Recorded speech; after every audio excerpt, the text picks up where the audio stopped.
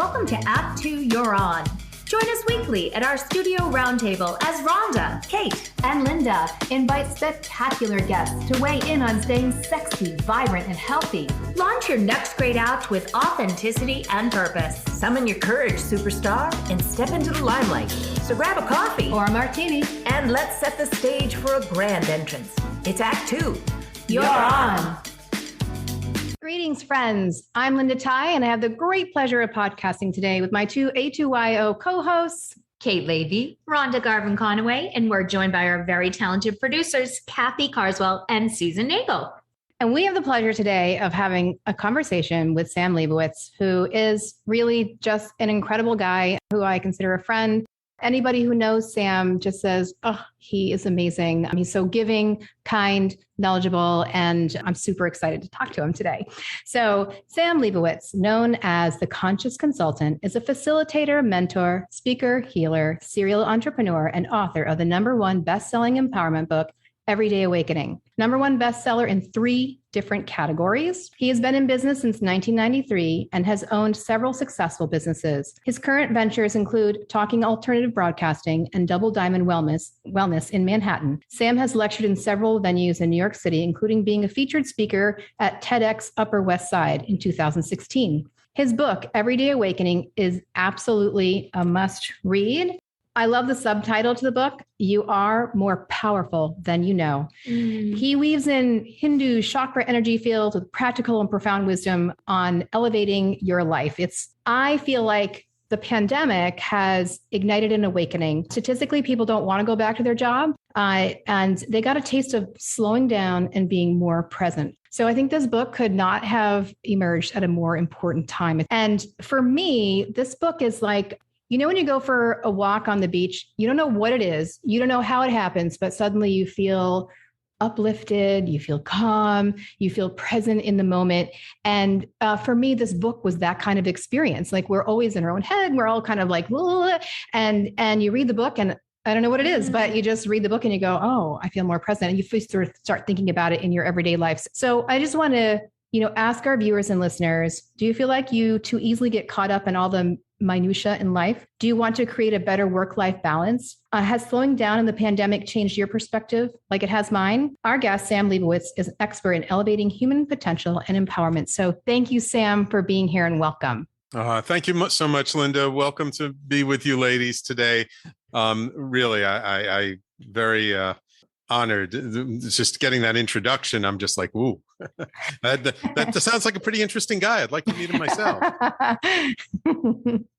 You're, as you call yourself, a serial entrepreneur. You would do many, many things. You wear many hats. And so tell us about that. How did that become your path? What is that like?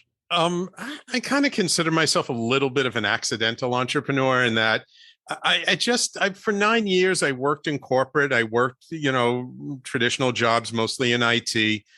But like after a while, I began to notice that like I was working harder than the person in the cubicle next to me, yet our paycheck didn't really reflect that. And I was like, I think I would rather, if I'm going to work this hard, I'd rather get more of the benefit. I'm willing to take more risk, but I want more of the benefit. And so I thought, I'm in computers. I know a lot of people who are computer consultants. I started asking around to see if there was someone I knew I could talk to about becoming a consultant. And I was a member of this nonprofit organization and local chapter. And I was talking to one of the guys, and he says, oh, John, the guy who does our newsletter, you should talk to John. Like, he's a consultant. I'm like, oh, okay. And I remember I went to meet him one day during my lunch break. So it's like I'm leaving my office, rushing to his office to meet him. I'm waiting waiting for him to come out of his office. And all of a sudden he comes out with his partner and he goes, oh, Sam, I'm sorry. I got a customer emergency. I can't meet with you right now. Can you come back tomorrow? I'm like, okay. So he dashes out. And so then I go back to my office, kind of crestfallen, go back the next day, have a wonderful meeting with him, and started working part-time. But I wasn't stupid. I wasn't about to jump ship for something very nebulous. So I started working with him part-time, still working full-time.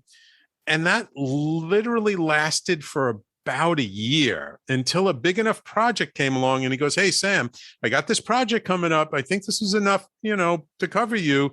Would you like, I know you're looking to leave and do this full time. Do you want to take this on?" And I'm like, "Yeah, sure. Absolutely." And then when I told my employer that I was leaving, they immediately hired me as a consultant for 6 months. And, I charged double what they were paying me in salary, and I worked half the time and for like 6 months. So Wow. I was like, oh, this is pretty good. Like I could do more of this. And then just over the years, me and John, we started a couple of companies together. And then I went on to do other things. And I was always the kind of person who gets bored kind of easily. It's like I work at something, and when it's not a challenge anymore, it's just like I get bored with it and I got to do something else. But with what I'm doing now, I've been doing for the last 11 years. It's the longest I've stuck with anything. And I'm actually feeling pretty good about it. Many of our viewers and listeners are entrepreneurs or want to be entrepreneurs. Do you have any words of wisdom or advice from your own experience for folks who want to start a business or want to take their life to the next level? Well, I think the biggest misconception people have about becoming an entrepreneur is they think it's all about the money. And it's not. And if you're going to start a business purely to make a lot of money, don't do it. Number one, you're never going to be successful, because if you look at the people who are really successful, it's because they started a business they were passionate about. They saw a problem they really wanted to solve. They wanted to bring people together. They wanted to do something different. Because if it's just the money and that's the only thing motivating you, it's not going to be enough of a motivation to carry you through the difficult times. And there are always difficult times. There's always something unexpected. I mean, I cannot tell you how many times things did not go the way I wanted to or expected. And although the majority of my businesses, I'll say, were successful, there was one that I lost my shirt on. And that pretty much, when that happened, that wiped out any money I made from the other businesses. So, if you're not doing something you're passionate about, if you're not doing something that really strikes a deep chord in your heart, I would recommend don't do it. Keep searching until you do find the thing that strikes that chord for you. Amen. That's good. That is very good. So valuable. I love your title, your name, who you are. I don't know if that embodies you because this is our first time meeting, but the conscious consultant. Conscious, for me, I often set that as an intention or a goal to be present in life. But you mentioned our listeners. I think it's common for folks to be distracted by things in life, and we get caught up on a hamster wheel.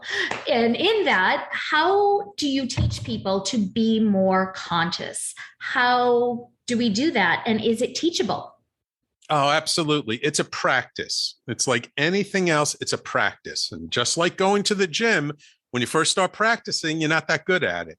But if you do it consistently, even if it's not a lot, but just consistency will help to build up that practice. And usually, I'm a nice, simple guy from the Bronx. I like things easy, simple. If it's too complicated, I don't have patience for it. So when I work with people, I try and give them simple, easy to follow tools. And the biggest one is just our breath. And when someone comes to me and they were like, oh, how do I be more present? I'm like, stop. Slow down. And before you're about to go into something, an interview, a meeting, to work on something, to create something, stop for a moment and just take a deep breath. Inhale and exhale. And when we focus on our breath, you know what happens? We're not focusing on anything else. And that's really what it means to be present. And so how we enter into things is very important. So when we enter into things with, even if it's just a little bit more presence, then we're more present throughout the whole thing. I have to tell you, we all just breathed together. We did. And the energy in the room just became so amazing. And we were right there with you. And I hope folks who are listening give themselves permission wherever they are to take that breath as well. Thank you for that. And that's how simple it is. Sometimes our mind loves to overcomplicate things. It loves to make it, oh no, it can't be that simple because, my mind is racing. I got this and that, and then this thing's happened, that. Like, no, it's not complicated. It's really simple. And as a matter of fact, throughout my life, the thing I've learned most is that the elegant solutions are usually the simplest and most effective. Can you expand on that? Because I know the difficulty for me in being present is there's so much swimming around in my head, as you just said. And I feel like culturally we're on that, as they call the race to nowhere. Like I gotta be perfect, or I gotta get ahead, or I gotta, how do we shift from that? Right. So the thing I see is that, especially in Western culture, over the centuries, we've so glorified the mind, like everything is about our mind, that we forget there's this whole vehicle below our neck. And not only is there a body, but there's a heart and there's spirit. And I like to use this filter, shall I say, of these four aspects. They align with the four archetypal elements, the four archangels, the four, anywhere you find four, it's some archetypal relationship to heart, mind, body, and spirit. And to me, this being too up in our head and having to do, that's mind. It's all mind. And so I like to remind people, like, hey, you're not just a mind. You're also a heart. You're also a body. You're also spirit, whatever that means to you. And so presence is about body. Because if you think about it, if you're doing something that's very physically strenuous, that's when you're being the most present. Like when you're exercising without watching the TV, without listening to stuff, but like just exercising, getting a really good workout in the gym, you're very, very present to your body. Runners know this better than anybody. So now it's not to say that the mind is bad.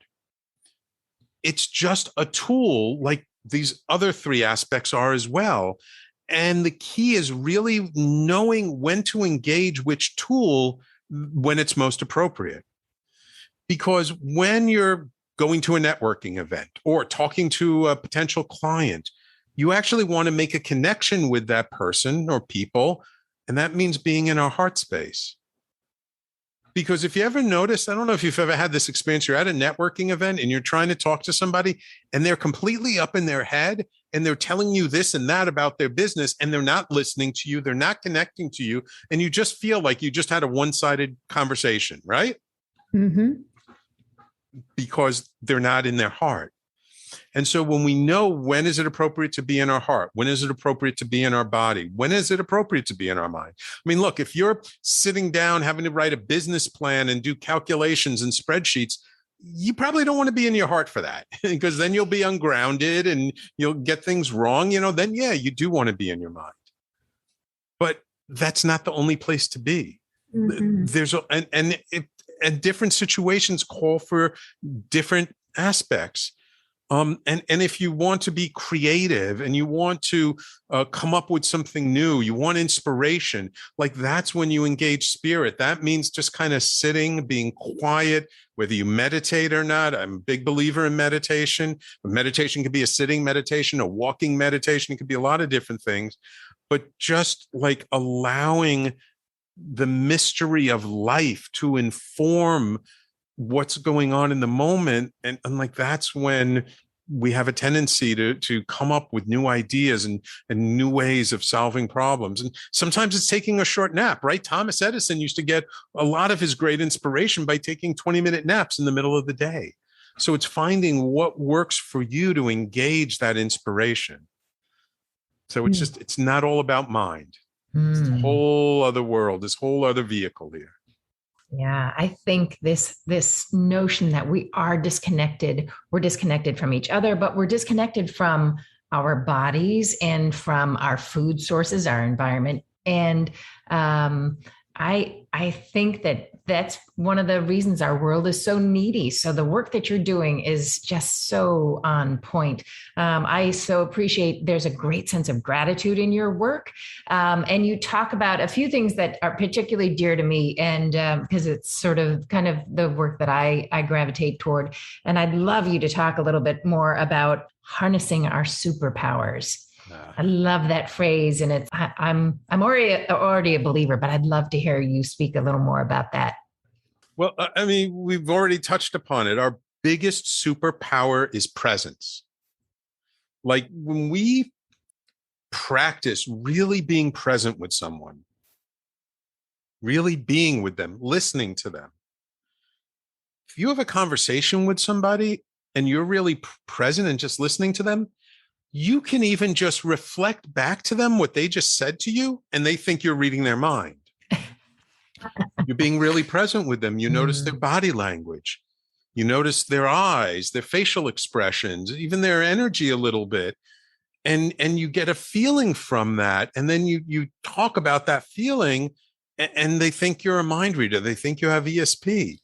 But what it really is presence. And it's one of the things I talk about in my book is the power of presence, and why it's actually the person in the room with the most amount of presence is the person with the most amount of power.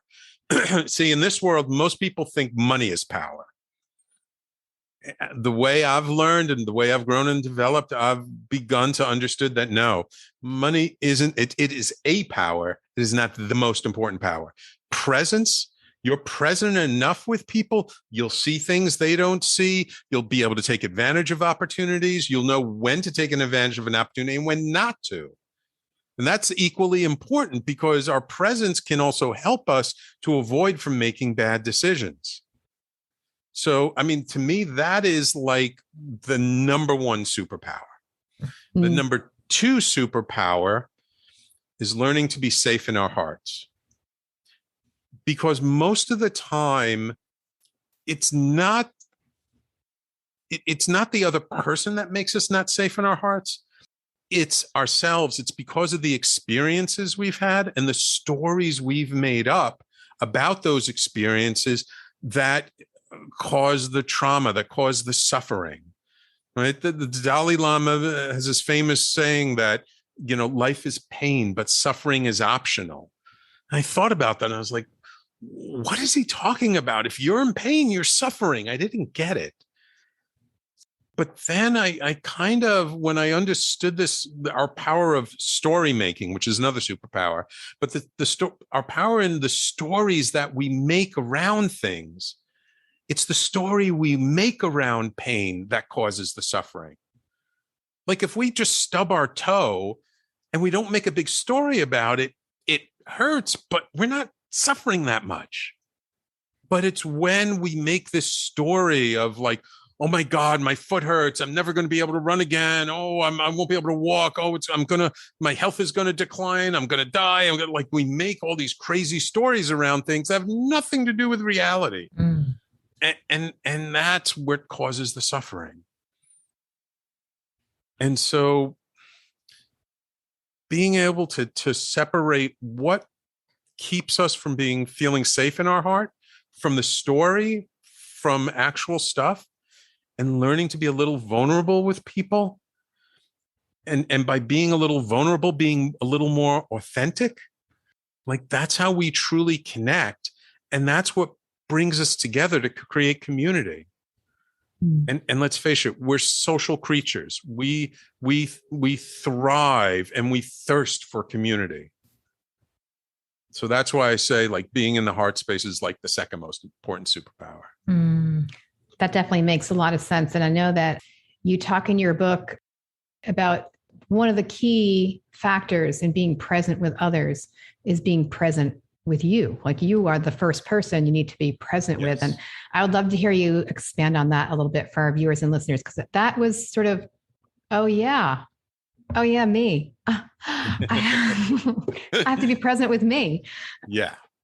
And that's the thing that takes us out of presence.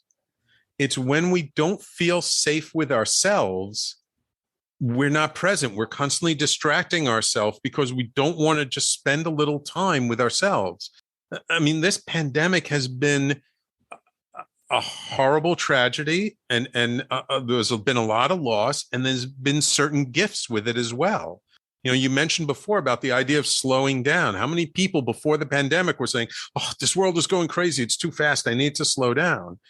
But then when it was not just the world slow down, but now it's like, okay, don't go out, be with yourself. How many people were able to do that? I had a dear friend of mine last summer who is a TM practitioner. She does transcendental meditation.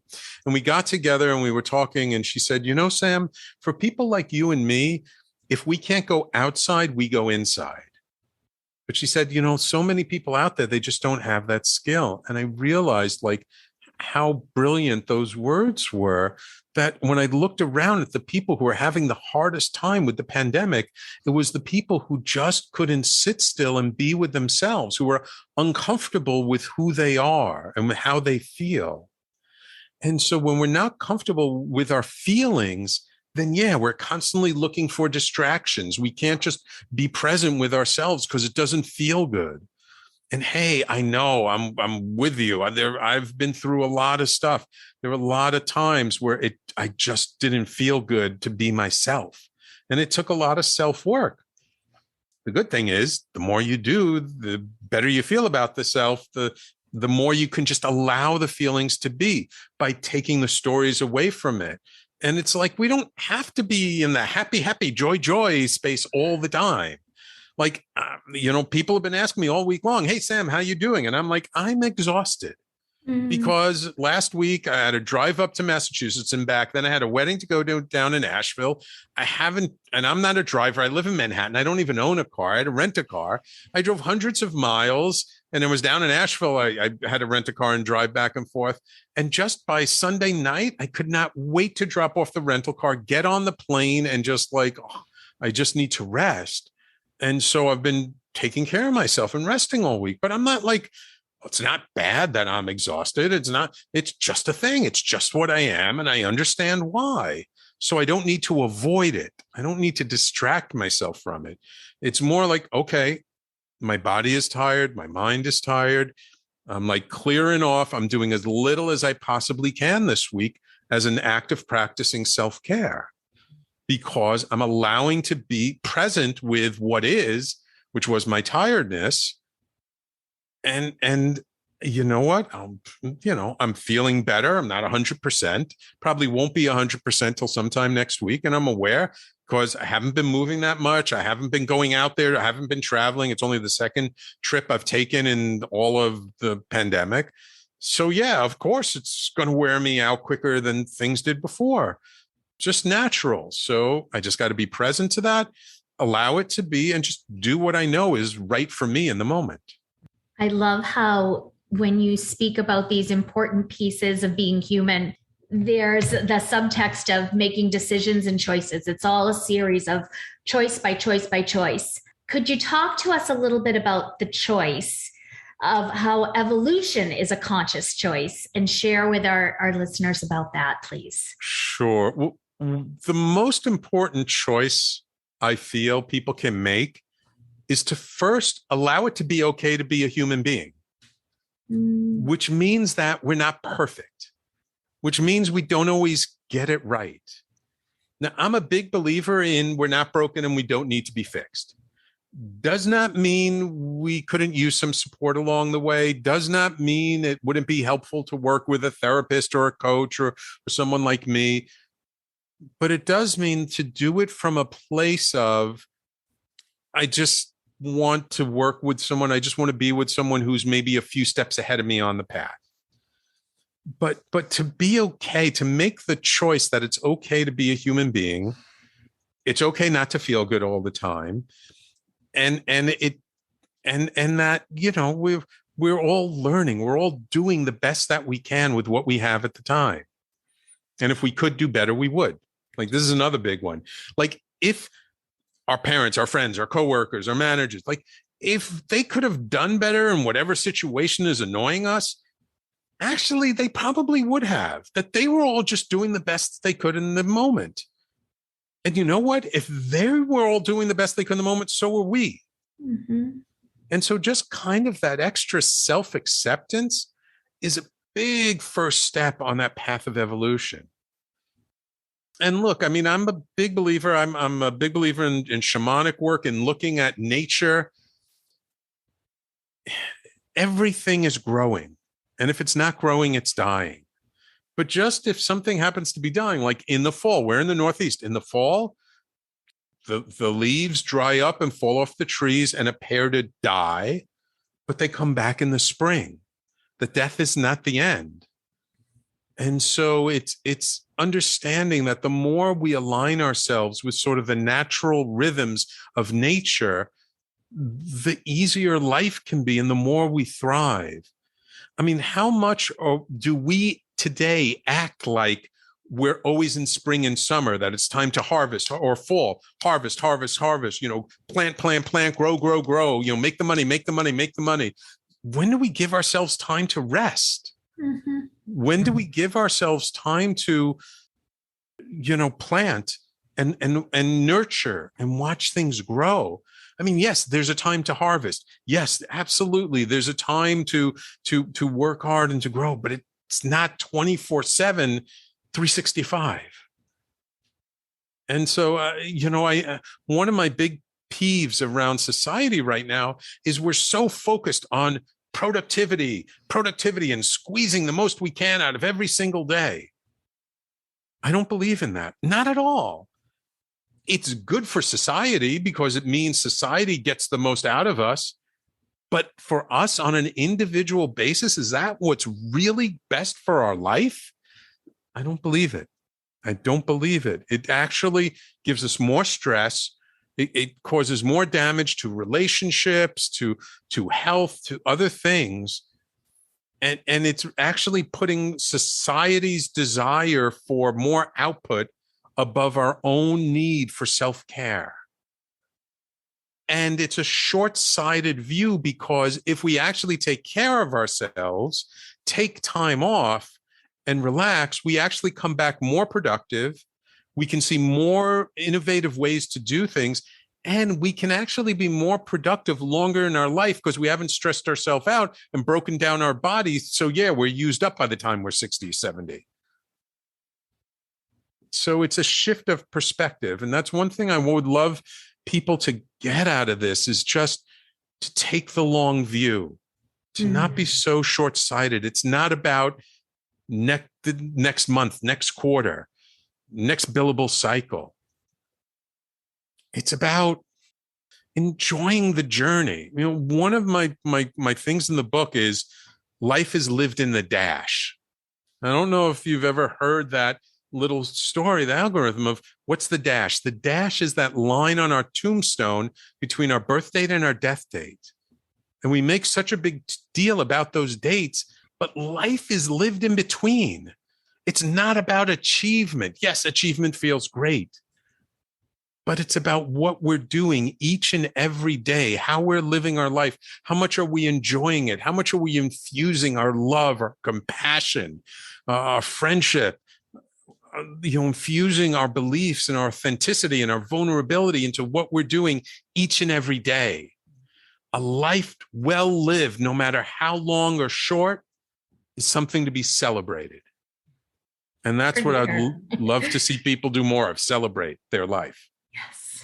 It reminds me of the John Lennon quote, "Life is what happens when you're busy making other plans." And we definitely get caught up in that. There's also a great quotation on your book jacket that says, "We are perfectly imperfect," a great opening for a book that is truly that, perfect in all its humanity.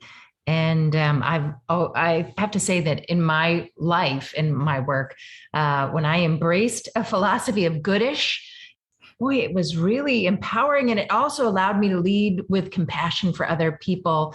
Boy, there's just so much wisdom in your book, in this conversation. And I got a hand signal from our producer. So I have to move us into what begins the end of our conversation. I feel like you've been offering us these pearls of wisdom and nuggets. And I wonder if there's something in particular for our listeners that you think would be helpful? Is there something in particular? A dear friend of mine, Jennifer Huff, says, everything is here to serve us. It serves us by either catalyzing us, through contrast, to take action and do something, or to inspire us. Mm. And I really believe that life is here to serve us. It's one of the sections of my book. And that if we can take a step back on life in general and just say, okay, this is here to serve me in some way. I'm just not sure how in the moment. And we approach everything, every trial, tribulation, challenge, that it's something that's here to serve us in some way. We just don't have the perspective yet, that it actually makes getting through that challenge so much easier. Mm. And it's one of the things I always talk about with my clients is if there's something they're dealing with, like, is there something you dealt with 4 years ago, 5 years ago, 10 years ago, 15 years ago, that was so difficult at the time and you thought it was the most awful thing and you couldn't wait to get through it. And now you look back on it with a totally different perspective and now you laugh about it. Or you actually say, oh my God, I grew so much through that. I mean, I've had those experiences in my life and I actually wouldn't trade them for anything. I mean, yeah, would I rather have gotten through them with a little less difficulty? Sure. But who am I to micromanage the universe? So it's like whatever difficulty you might be dealing with, if you approach it from the angle of it's here to serve me in some way, I just may not be able to see it right now, give it some time. Just don't judge it. Just wait. Take 24 hours and wait. And if you need another 24 hours, keep taking another 24 hours until you've given it enough days till you find that nugget, that silver lining that really serves us. And it's so interesting when we just make that little shift, life starts looking very, very differently for us. I love that. Who am I to micromanage the universe? That's just a great way to put it. And amazing. Yeah, I just want to just say that I'm just so grateful that you have put such a wonderful emphasis on self-care. It is like the lowest item on the item of importance, I think, for most of us most of the time. And recognizing it should be way up there on most important because it will reshift everything else. Thank you for that. That was really a gift. You're welcome. Thank you. Thank you so much. And I tell you, one thing I've learned is that when I take better care of myself, somehow life supports me. Like something happens to promote me taking better care of myself. It's like I decide to go out and get a massage or something. And then I bump into an old friend on the way or something like that happens. It's like always some little indication like that. So I'm a big believer in that. Like just make a little bit more effort to do a little more self-care and life will pay you rewards, many dividends, many times over. Mm. I feel like this conversation has been self-care for everyone's spirit and heart and all parts of ourselves that we want to bring out and be the best of. So thank you for that. I, as Kate mentioned, have the job of saying our time's coming to a close. But before we do, we would really love to hear, as would everyone listening, what's next for you? Things have been going really well for me lately. And what I'm primarily focused on moving forward is the shamanic work that I'm doing, but really building community. I mean, right now, I'm really putting more time and effort into bringing people, like-minded and like-hearted people together who like each other, who have some shared experience, who can work together, support each other, and maybe create like little pockets of community all over the place. So to me, like that's one of the real key things to having a better future is helping people to connect with other people and know like we're all in this together. So the more we work together, the better we'll have, better future we'll have. That was beautiful. Thank you so much. And thank you so much for joining us today. We're so grateful to have you here. We're so grateful to have this really beautiful conversation. And as Rhonda said, I feel like I've gotten some self-care for just being in this conversation with you. Well, and it's so exciting because I know that Linda has talked so often to us about what a big difference being connected to you and your work has meant to her. So I think we're excited to learn more. And I know that our listeners and our viewers are going to want to learn more. So the best place for them to hear more or learn more, connect with you is theconsciousconsultant.com. theconsciousconsultant.com, which is easy to find. They can also find you at talkradio.nyc or on Facebook.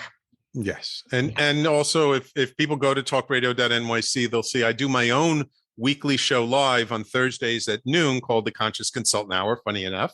So if you love this interview, you get a weekly dose of that on talkradio.nyc. Awesome. Excellent. Thank you for that. And thank you to our team who makes this opportunity to talk with amazing people like Sam happen. Our Kathy Carswell and Susan Nagel. Those are our producers. And so I think it's left to me to say, go forth, be brave, live well, and do good, because it's Act 2 and you're on. Act 2 You're On was brought to you by Act 2 Share Our Stage. You can find us at a2yo.com and also on Facebook, Instagram, and LinkedIn. Please listen and subscribe wherever you find your podcast. You can support us using Patreon. Thanks for listening.